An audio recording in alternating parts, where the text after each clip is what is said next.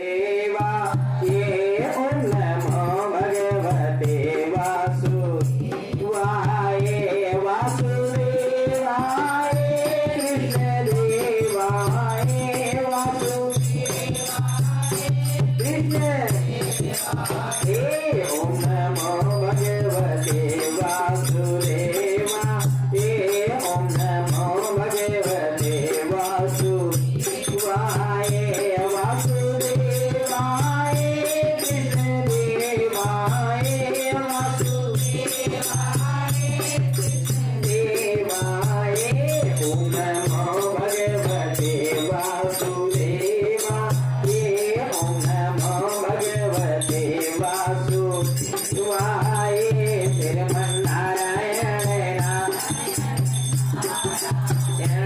श्रीमन्नारायण नारायण नारायण नारायण विष्णु नारायण नारायण बोल श्रीमन्नारायण भगवान की।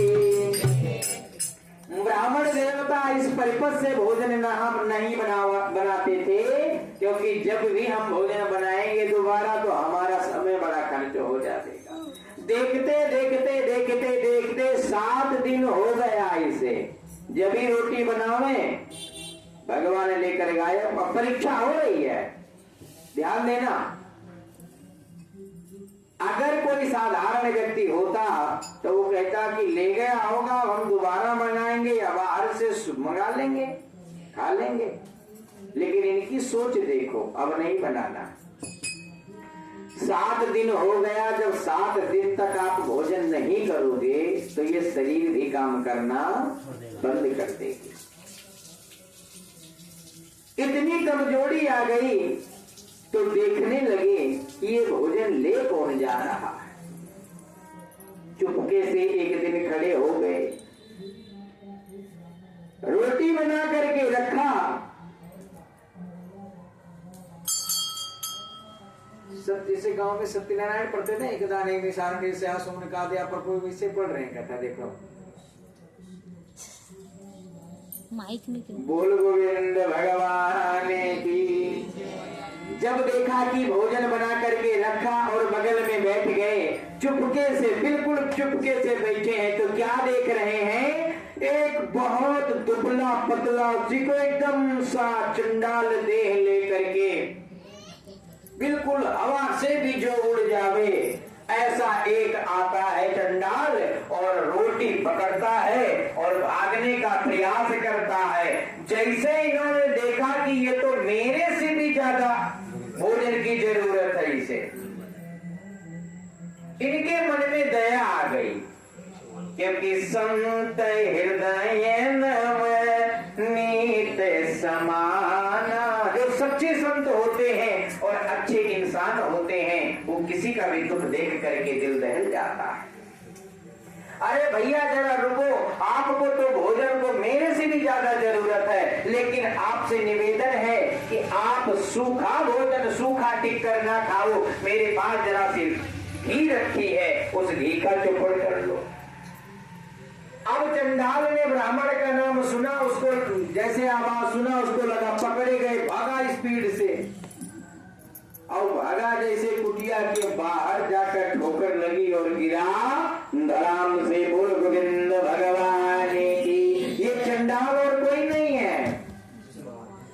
इन्होंने जब देखा कि गिर गया, तब तक ये पहुंच गए। और उसके तो होश उड़े हैं बेचारे के, क्योंकि चोरी में पकड़ा गया। इन्होंने इसे दुपट्टा लिया और हवा करने लगी। दूसरा आदमी होता, एक तो रोटी लेकर के जा रहा था, तक भूखे मार दिया मुझे। सोचो। तब इन्होंने जैसे दुपट्टे से हवा करने लगे, हवा करते करते क्षण भर नहीं लगा, शंख चक्र गदा कंठ वरमाला में भगवान चतुर्भुज में प्रकट हो गए। बोलो विष्णु भगवान की।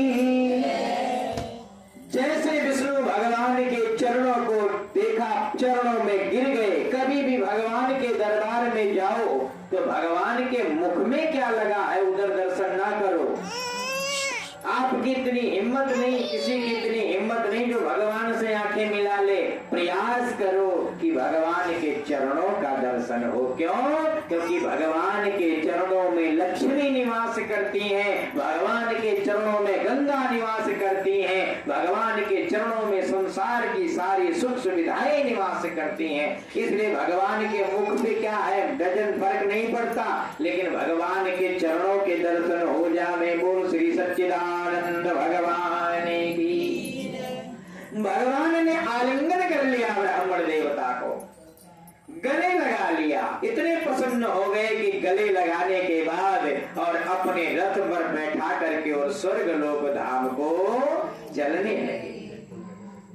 इधर राजा ने अपने गुरु जी को बुलाया, इधर आओ, ये जो मैंने इतने लाख खर्च करके ये जो बड़े बड़े यज्ञ करवाए हैं, इसीलिए करवाए थे कि जिससे मैंने होड़ लगाया वो मेरे सामने वैकुंठ में जा रहा है। क्या सारे यज्ञ अनुष्ठान के फल बेकार हो गए? गुरुदेव ने कहा, हमें लगता है कि ये सब कुछ जो कुछ भी किया राजा, मुझे लगता है आपके अंदर थोड़ा सा अभिमान था। दान तो आपका जरूर लगा है, वैकुंठ भी जरूर मिलेगा, लेकिन मुझे लगता है बाद में आपको जाना पड़ेगा। क्यों?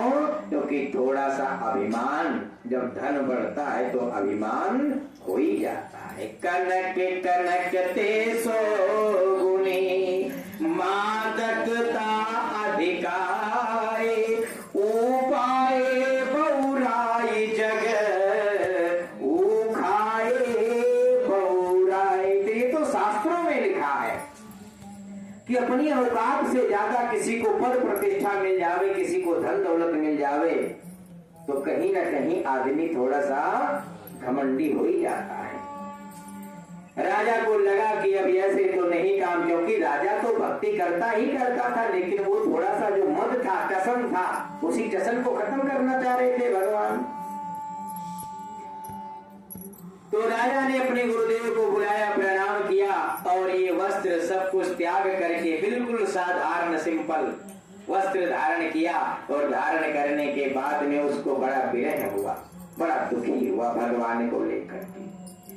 इतना दुखी हुआ कि बताओ, इतना पूजा पाठ हमने किया, इतना दान पुण्य किया और ये सब बेकार हो गया। जैसे अग्नि कुंड में कूदने का हवन चली रहा था, बड़े बड़े हवन चल रहे थे, जिसी हवन कुंड में कूदने का प्रयास किया राजा ने, भगवान चतुर्भुज में प्रकट होकर के और राजा को गोदी में उठा लिया। बोल गोविंद भगवान की। हे राजन, आपका दान पुण्य विफल नहीं हुआ है, वो सब आपका पुण्य मिला है, किंतु आपको दान पुण्य करते समय में सोना और बेलपत्र में भेद समझ लिया है, जबकि मेरी नजर में तो दोनों भाव के बराबर हैं। भाव का भूखा मैं हूँ, भाव ही सब सार है, भाव से मुझको भजो तो भाव से मेरा पार है। हे राजन, आपके पास, आप राजा थे, आपके पास सोना चांदी असरफी मुद्राएं थी, तो आपने वो चढ़ाया, लेकिन जिसके पास ये नहीं है उसके लिए तो बेलपत्र फल फूल मेवा मिष्ठान ही सोना चांदी के बराबर होता है। इसीलिए आप अपने समर्थ अनुसार किए, वो अपने समर्थ अनुसार किया, लेकिन वो पहले क्यों गया? इसलिए क्योंकि उसको जो कुछ भी था घमंड नहीं था, आपको थोड़ा सा घमंड था। इसीलिए आप वैकुंठ तो मिलेगा, लेकिन आपको बाद में मिलेगा। बोल गोविंद भगवान की। इसीलिए कहते हैं कि दान जो गुप्त का दान होता है वो सबसे श्रेष्ठ दान होता है। कभी भी दान करते समय पे मन में ये नहीं आना चाहिए कि आज हमने ये काम किया है। आपने जो काम किया वो भगवान की कृपा से किया है, ठाकुर जी ने आपको उस लायक बना रखा है, तब आपने किया है। कितने लोग संसार में हैं जो बेचारे चाहते भी हैं, लेकिन उनके पास व्यवस्था ही नहीं है, तो कैसे करेंगे? जब भगवान ने आपको उस लायक बनाया है तो उसको सरलता पूर्वक करो, घमंड पूर्वक नहीं। ये कथा स्वयं बताती है कि किसी भी चीज का मद करना बहुत दूषित होता है, तो मद नहीं करना चाहिए। वो लक्ष्मी नारायण भगवान की। श्री कृष्ण गोविंद हरे मुरारी। हे नाथ नारायण श्री कृष्ण गोविंद हरे मुरारी। हे नाथ